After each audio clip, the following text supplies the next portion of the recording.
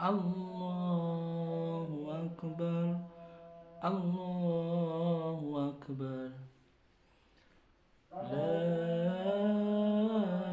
ilaha illallah, wallahu akbar. Allahu akbar walillahil hamd. Allahu akbar, Allahu akbar, Allahu akbar. La ilaha illallah, wallahu akbar.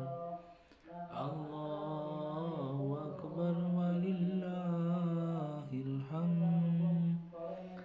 Allahu akbar. Bismillahirrahmanirrahim. Usolli sunnatan li'idil adha, ragataini ma'muman lillahi ta'ala. La ilaha illallah, wallahu akbar. Allahu akbar walillahil hamd. Allahu akbar. Allahu akbar. Allahu akbar. La ilaha illallah, wallahu akbar. Allahu akbar walillahil hamd. Assalamualaikum warahmatullahi wabarakatuh. Teman-teman semuanya, sahabat-sahabat semuanya yang jauh di sana, yang dekat di sini semuanya, mudah-mudahan dalam lindungan Allah Subhanahu wa taala. Yang menyimak, menyampaikan, mudah-mudahan menjadi amal jariah, amal yang selalu limpahan pengampunan, limpahan pahala kelak walaupun kita sudah tiada. Amin ya rabbal alamin. Besok akan jatuh, besok Idul Adha, hari raya Idul Adha jatuh pada hari Kamis. Besok Idul Adha, Idul Haid jatuh pada hari Kamis. Jatuh pada hari Kamis. Nah, jatuh pada hari Kamis ini tentunya kita harus bisa, jangan membuang kesempatan yang bisa kita ambil ini. Jadi besok kita akan melaksanakan sholat id bersama, melaksanakan sholat hari raya bersama, yaitu sholat hari raya id kurban. Ya, hari raya kurban. Insyaallah besok kita laksanakan di pagi hari. Dan hari raya kurban ini salah satu hari raya yang bisa kita laksanakan satu tahun satu kali. Jadi dalam satu tahun itu melaksanakan raya dua kali, yaitu hari raya Idul Fitri dan hari raya Idul Adha. Kalau Idul Fitri identik dengan kesucian hati, karena habis itu selesai berpuasa, tarawih, dan melaksanakan zakat Idul Fitri, zakat fitrah. Itu Idul Aid atau hari raya Aid. Kalau besok ini hari raya Idul Adha. Hari raya Idul Adha itu identik dengan hari raya haji, hari raya kurban, nahr, hari raya kurban. Karena terjadinya hari raya kurban ini diawali dengan kisahnya Nabiullah Ismail dengan Nabiullah Ibrahim. Nabiullah Ismail itu salah satu anak, usianya masih kanak-kanak, perkiraan umur 10 tahun. Beliau merupakan salah satu anak yang ketika umur 10 tahun itu, ketika mau disembelih, ketika mau disembelih oleh bapaknya, yaitu bapaknya Nabiullah Ibrahim yang bernama Nabiullah itu akan menyembelih anaknya dengan dalih didatangi mimpi selama 3 malam berturut-turut untuk menyembelih anaknya. Apa jawaban Nabiullah Ismail?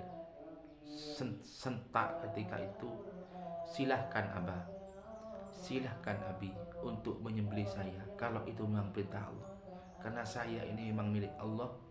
Dan kalau itu datang kepada Abah untuk menyembelih saya, tapi berkorbannya hanya niatnya untuk Allah, silahkan disembelih saya, dimulai dari mana saja. Itu anak yang usia 10 tahun mau disembelih oleh ayahnya, oleh abahnya, itu langsung ikhlas seketika. Luar biasa. Itulah hati-hati para nabi, para pejuang-pejuang terdahulu, yang omongannya, bibir dan lisannya itu sesuai dengan apa yang ada dalam hati. Luar biasa. Akhirnya Nabiullah Ismail itu dibawa kepada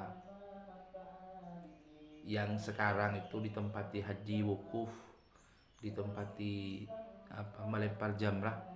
Karena di lokasi wukuf melempar jamrah itu dengan Ka'bah jauh ya teman-teman. Mungkin teman-teman tak semuanya bisa hadir di Mekah atau masih belum nyampe di Mekah ya.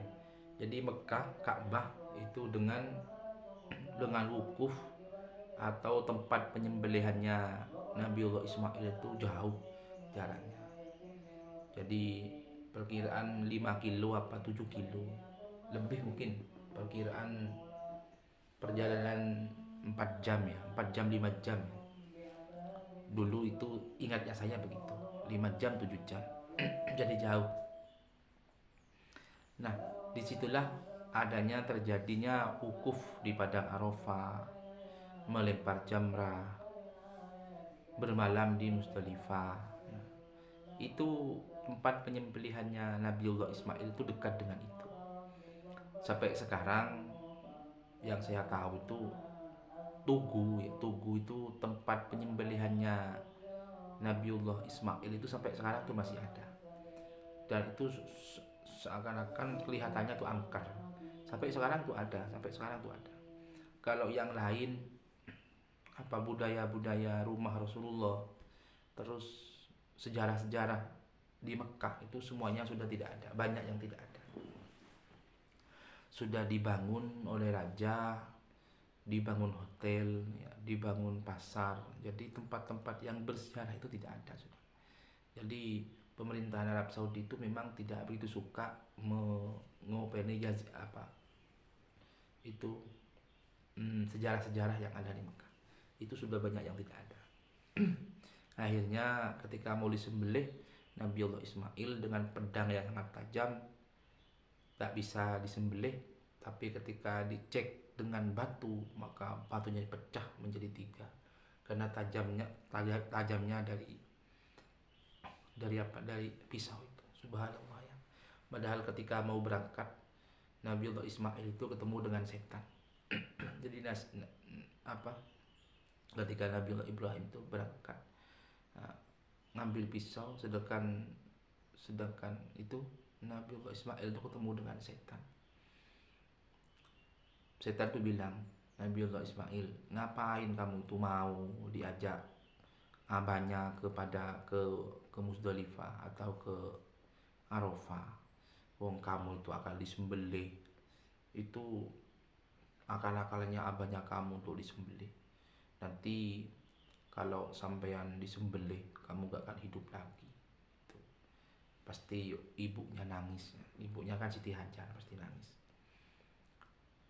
Tapi Nabiullah Ismail bilang apa jawabannya? Jawabannya ketika setan bilang gitu, saya ini lahir memang karena Allah. Jadi kalau saya dipanggil untuk disembelih oleh bapak saya atas perintah Allah, saya ikhlas itu. Nabiullah Ismail jawab gitu, terus setan tuh bilang lagi, debat lagi. Akhirnya Nabiullah Ismail itu ngambil batu kecil, diambil dengan tangannya, dilempari oleh, akhirnya dilemparlah setan itu. Akhirnya sampai sekarang dikenal dengan istilah melempar jamrah. Itu melempar jumroh itu asal muasalnya ya itu karena Nabiullah Ismail melempar setan. Juga Siti Hajar juga gitu, dikunjungi oleh setan.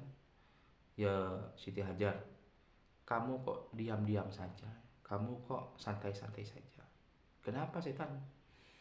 Itu Nabiullah Ibrahim suamimu dengan anakmu pergi ke Arafah itu bukan untuk apa jalan-jalan, tapi untuk menyembelih anaknya. Kenapa setan kok abahnya menyembelih anaknya? Perintah Allah katanya, bilang itu setan. Akhirnya tersentak jawabannya Siti Hajar itu. Kalau itu memang perintah Allah, ya silahkan disembelih. Kalau memang perintah Allah. Akhirnya tidak menfitnah Siti Hajar, setan itu tidak masuk. Ketika mau ngomong lagi, roh setan langsung dilempari batu itu oleh Siti Hajar. Nah, itulah yang terjadi, akhirnya dikenal dengan istilah melempar jamrah, dan itu terjadi di Arafah dan bermalam di Musdalifah itu. Itu sekilas perjuangannya Nabiullah Ibrahim, Nabiullah Ismail. Akhirnya Nabiullah Ismail itu tidak bisa disembelih. Akhirnya Nabiullah Ismail itu tidak bisa disembelih. Lalu datanglah malaikat Jibril. Akhirnya malaikat Jibril itu datang, Allahu Akbar, Allahu Akbar, Allahu Akbar, kata malaikat Jibril. Jadi malaikat Jibril itu datang ya, malaikat Jibril datang dari langit ya. Datang dengan membawa seekor domba. Ya, jadi malaikat Jibril datang dengan membawa seekor domba. Dengan sambil membaca Allahu Akbar, Allahu Akbar, Allahu Akbar, dibawa dombanya. Ketika dombanya kelihatan oleh Nabiullah Ibrahim langsung menjawab, La ilaha illallah wallahu akbar. Nabiullah Ibrahim menjawab. Akhirnya ditutup dengan Nabiullah Ismail, Allahu akbar walillahil hamd. Nah, akhirnya sampai sekarang terjadilah itu bacaan itu, akhirnya sampai sekarang dikumandangkan setiap melaksanakan sholat Idul Fitri maupun Idul Adha. Akhirnya kita dan besok terjadinya sholat Idul Adha ini sunnah untuk kita melaksanakan, sunnah untuk kita bisa lalui dengan semuanya, dengan bersama-sama dengan keluarga, dengan anak istri. Kalau kita mampu, kalau kita bisa, ya kita harus berkorban sesuai dengan kemampuan kita. Terserah mau berkorban apa, yang penting jangan berkorban tahu. Ya, mungkin itu teman-teman yang bisa kami bahas, yang bisa kami sampaikan. Tetap semangat, mudah-mudahan semua dalam kondisi sehat walafiat ya. Juga salam buat semuanya teman-teman subscriber saya, juga semua yang mendukung channel ini, termasuk juga salam buat keluarga. Assalamualaikum warahmatullahi wabarakatuh.